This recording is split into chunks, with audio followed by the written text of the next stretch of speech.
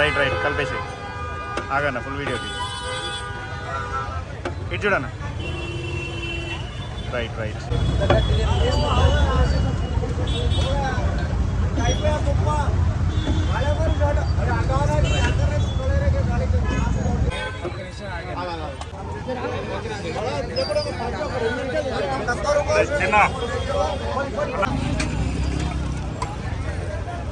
Masala current శివన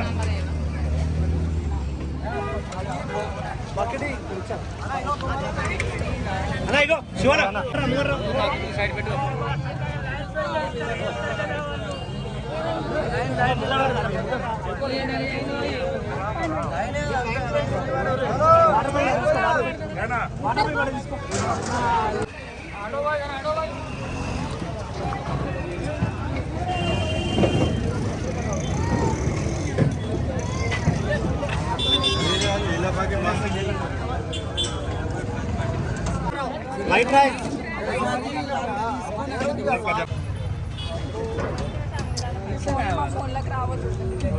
ముందుకు మరి పూర్ణేశ్వరి మాత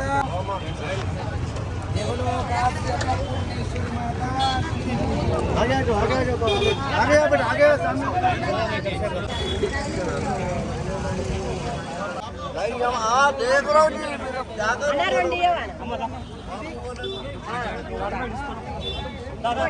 भैया भैया लाइन में डालो लाइन में हाँ फिर ఒక్కొక్క ప్లేట్ పెట్టుకో తల్లి ఒక్కొక్క ప్లేట్ పట్టుకో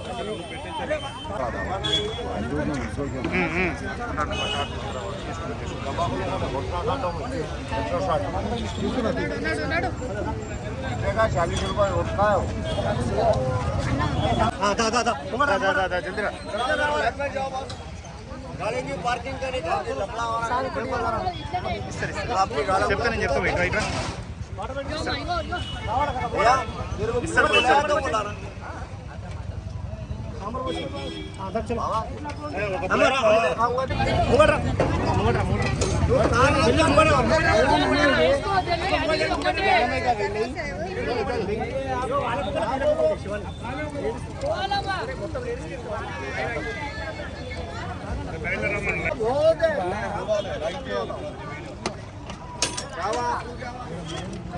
రానా రానా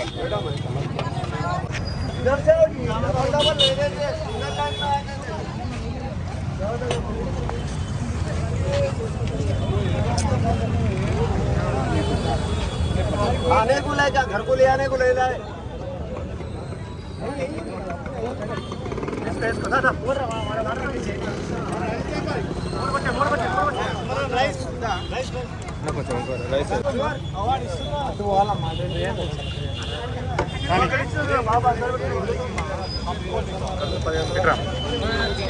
అమ్మా ఇట్రా అమ్మా అన్నమంటే హాస్పిటల్కి కదా మనం ఏమన్నా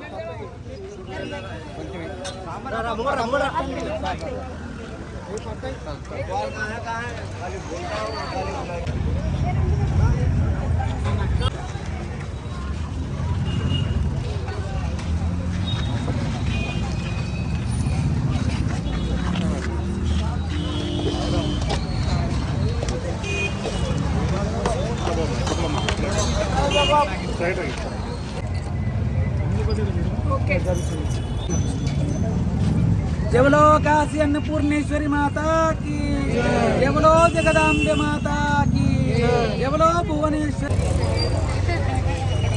ఆయన వచ్చింది ఒక ఆయన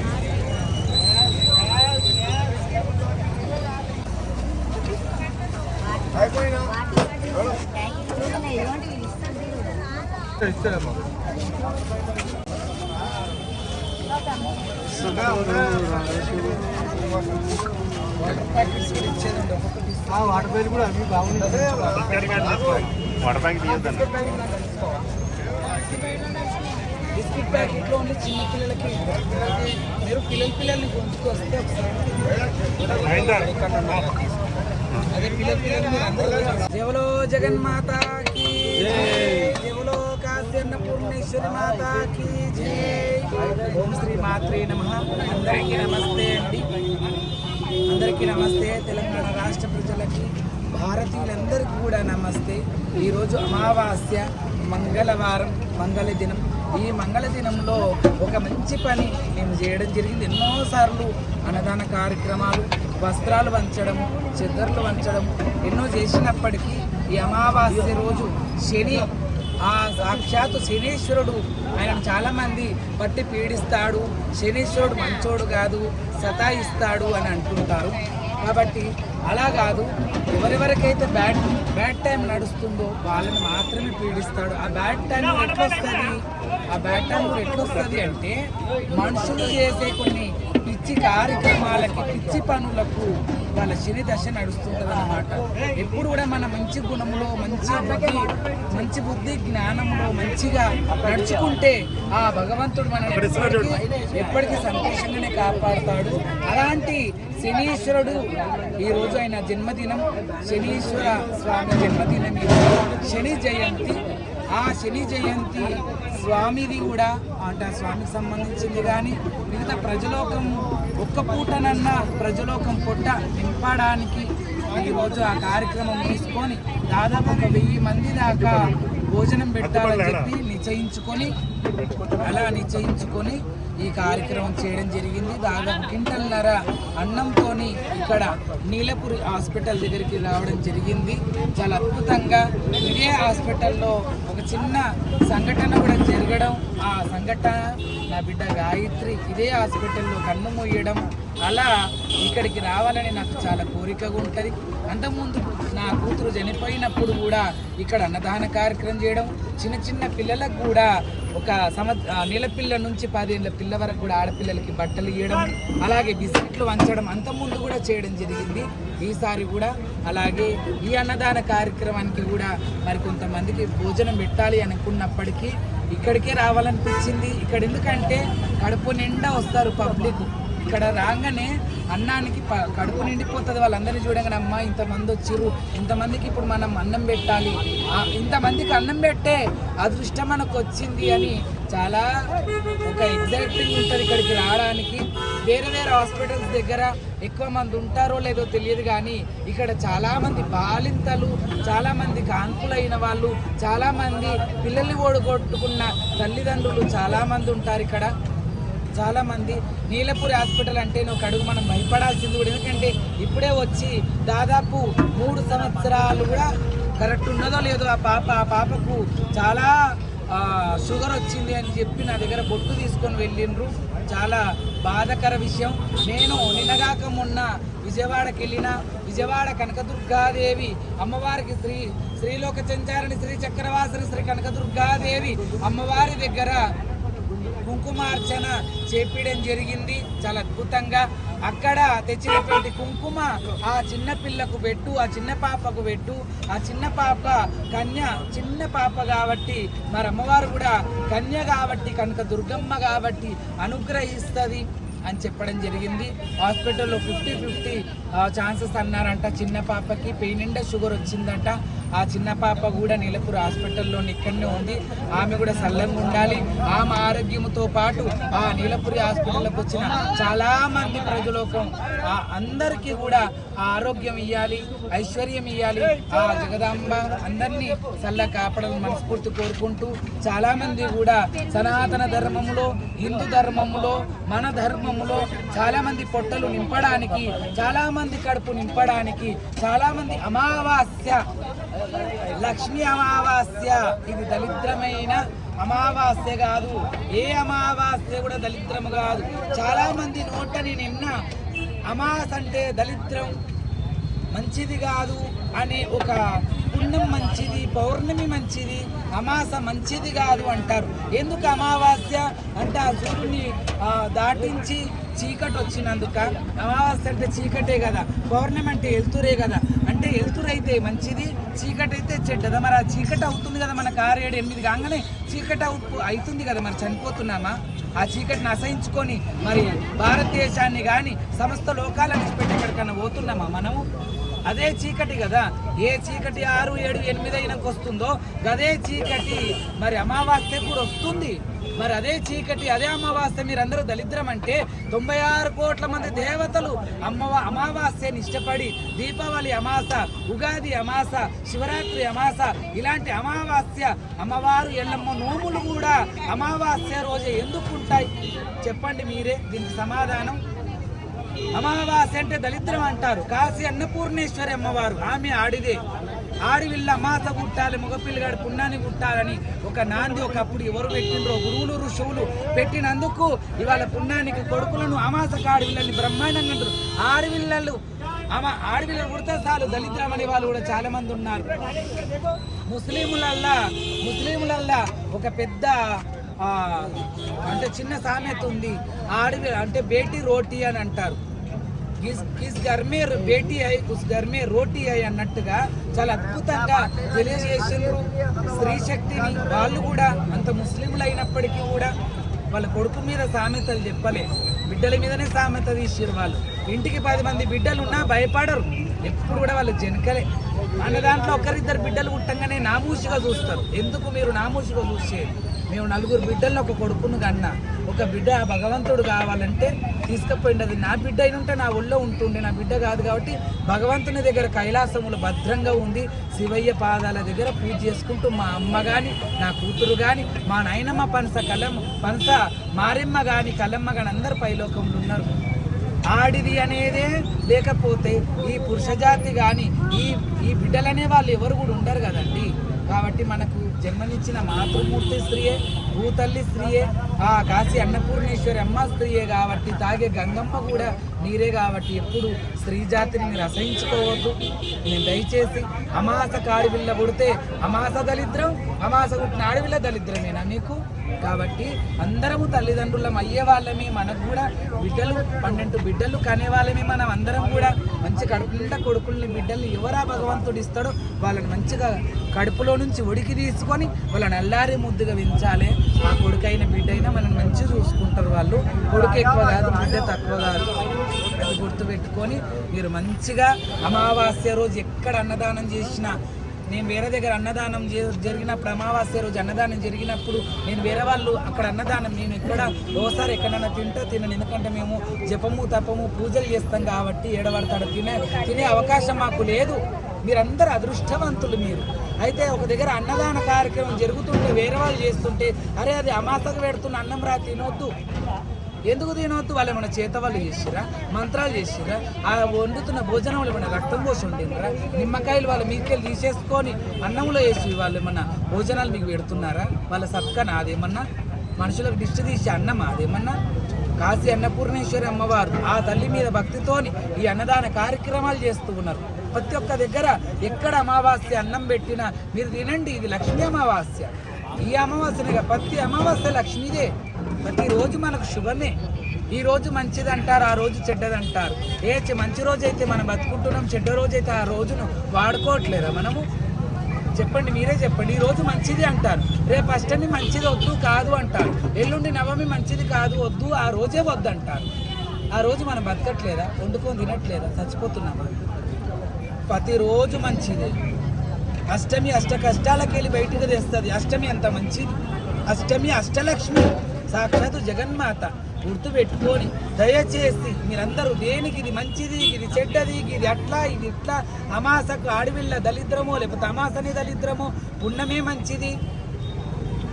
పుణ్యం చేసుకుందట, మరి అమాస ఏం చేసిందో? ఆ అమాసకే కదా కాళరుద్రుడు సైతం లేచి శివతాండం చేసి శివనాట్యం చేస్తూ ఉన్నాడు. ఆ నటరాజు కూడా అమావాస్యకున్న శక్తి, అమావాస్యకున్న పవర్ దేని కూడా లేదు. అది గుర్తుపెట్టుకోరు. శంకరుడు సైతం తప్పు చేస్తే బ్రహ్మదేవుని 5 శిరసులలో ఒక శిరసు ఖండిస్తే ఆయన కూడా బ్రహ్మత్య దోషం వస్తే కాశీ అన్నపూర్ణేశ్వరి అవతారంలో పార్వదేవి ఉద్భవించి మరి శంకరునికి వచ్చిన దోషం ఎట్లా పోతుంది అంటే, నువ్వు 4 కడుపు నింపు, నువ్వు కూడా పుణ్యం పనిచేయి అని ఏదో కార్యక్రమానికి చెప్తే ఆ పార్వదేవి సాక్షాత్తు అమ్మ జగదాంబ అన్నపూర్ణమ్మ అవతారం ఎత్తి ఈ శంకరుడు దేహే భిక్షాం దేవి, అమ్మ భిక్షాం దేవి అంటే కాశీ అన్నపూర్ణమ్మ ఆ జగన్మాత, కాశీ విశాలాక్షే కాశీ అన్నపూర్ణమ్మ. అలా ఆ శంకరునికి భిక్షమేసింది. దేవాను దేవతలు భిక్షం అడుక్కున్నారు. షిరిడి సాయిబాబా ఏంది, శంకరుడు ఏంది, ఎల్లమ్మ తల్లి ఏంది ఏడిండ్ల జోగడిగింది ఆ తల్లి, ఏడిండ్ల ఎల్లమ్మ 16 బల్లి అన్నట్టు ఆ తల్లి జగన్మాత కూడా పడరాని కష్టం పడ్డది. మా మీదకి వచ్చేది ఆ తల్లి కదా, ఆ తల్లి నేర్పిన బుద్ధి జ్ఞానమే కదా. నలుగురికి అన్నం పెట్టు, మంచిగా బతుకు, నలుగురితో మంచిగా ఉండు, కలివిడిగా ఉండు అని చెప్పింది. ఆ తల్లి చెప్పిన దానికే రోడ్డు మీద పోతున్నప్పుడు ఎవరైనా అనాథగా అనిపిస్తే వాళ్ళకి అన్నం తినిపిస్తా, వాళ్ళకి ఏదైనా బట్టనో బాండువనో కావాలంటే కూడా ఒక వస్త్రం ఎందుకు కాదు ఇచ్చిన. ఇవన్నీ కూడా మీరు ప్రజలోకం చూసిర్రు. కాబట్టి మీరు కూడా మా నుంచి ఏదో కొద్ది గొప్ప నన్ను చూసి బాగా నేర్చుకోవాలని నేను అంటలేను. కొద్ది గొప్ప మంచిగా మీరు నేర్చుకోండి, మా నుంచి మంచిగా తీసుకోండి. మా దగ్గర ఏదైనా చెడు ఉంటే తీసుకోకండి. మంచిది ఏదైతుందో ఇప్పటి వరకు మేము చాలా మంచిగానే ఉన్నాం, చాలా పద్ధతిగానే ఉన్నాం. పెద్దలను గౌరవిస్తాం, తల్లిదండ్రిని గౌరవిస్తాం. చనిపోయే అంటే 18 సంవత్సరాలు నాయనమ్మని చూసిన, కాలు రెక్కలు మంచిగా ఉన్నాయని చూసిన, కాలు రెక్కలు పడిపోయి నేను మూలకు పడేయలే. 2 సంవత్సరాలు మా నాన్నమ్మ అడ్డం పడితే సేవ చేసిన. మా నాన్న స్టార్ట్ చేస్తేనే ఇది ప్రారంభమవుతుంది నా దగ్గర, మిగతా వాళ్ళ కాడ కాదు. నా దగ్గర, నా నుంచి. మా దగ్గర ఎప్పుడున్న బ్యాచ్ అనుకుంటున్నాం కానీ అయితలేదు అని ముందు నేను ప్రారంభం చేసిన. ఈ ప్రారంభంలో కూడా చాలామంది అన్నదమ్ముళ్ళు, చాలామంది అక్క చెల్లెళ్ళు కలుస్తాము. నువ్వు చేస్తున్నాక మేము ఎందుకు రాము స్వామి అని చాలామంది రావడం జరిగింది. ఇక్కడ ఉన్న వాళ్ళందరూ సేవా కార్యక్రమం ఉన్న వాళ్ళే చాలామంది, ఒక 40 మందికి పైగానే మరి నా సేవ కార్యక్రమానికి దేవత సేవకి ఇక్కడ రావడం జరిగింది. బల్కంపేట నుంచి వచ్చిండ్రు, అంబర్పేట నుంచి వచ్చిండ్రు, దూర ప్రాంతాలకి వెళ్ళి, మేడ్చెల్లకి వెళ్ళి వచ్చిండ్రు, కుక్కడపల్లికి వెళ్ళి వచ్చిండ్రు, షాద్నగర్కి వెళ్ళి వచ్చిండ్రు. చాలామంది ఎక్కడెక్కడికి వెళ్ళి వచ్చి మరి అన్నదాన కార్యక్రమంలో పాల్గొన్నారు. మరి ఇందులో వాళ్ళకు తోచిన సహాయం చేసినా చేయకున్నా చాలా సంతోషం. చేసిన వారికైనా చెయ్యని వారికైనా సంతోషంగా ఉండాలని మనస్ఫూర్తి కోరుకుంటున్నా. ఎందుకంటే చేసిన వారికే దీవెనాలు తీయడం కరెక్ట్ కాదు. చేసిన వారైనా చెయ్యని వారైనా అందరూ సల్లంగా ఉండాలి. ఇది ఇలాగే కంటిన్యూ కావాలి. ఇలాగే మా అన్నదమ్ముళ్ళందరూ, మా అక్కజల్లలు ముందుకు రావాలి. ఆ అమ్మ ఎల్లమ్మ ముద్దు బిడ్డలందరూ కూడా ముందుకు రావాలని మనస్ఫూర్తి కోరుకుంటూ పేరు పేరున నమస్తే ధన్యవాదాలు. అందరికీ కూడా పేరు పేరున నమస్తే ధన్యవాదాలు శరణార్థి చేస్తూ, ఇవాళ అమావాస్య అంటే ఇప్పుడు అమావాస్యకు ప్రారంభం చేసినాం. ఇంతకుముందు కూడా ఎన్నోసార్లు అన్నదాన కార్యక్రమాలు, తర్వాత అయ్యప్ప స్వామి పడి పూజలప్పుడు, మళ్ళీ మా పుట్టినరోజు అప్పుడు, మా పిల్లల బర్త్డేలకు అన్నిటి కూడా ఎన్నోసార్లు పెట్టుకుంటూ వచ్చినాము. ఇప్పుడు మాత్రం ఆ తండ్రి శివుడు ఇచ్చిన ఆజ్ఞ మీద ఈ అన్నదాన కార్యక్రమం ముందుకేసుకుని దాదాపు 1000 మంది కడుపు నింపాలని ముందుకేసుకున్నాం.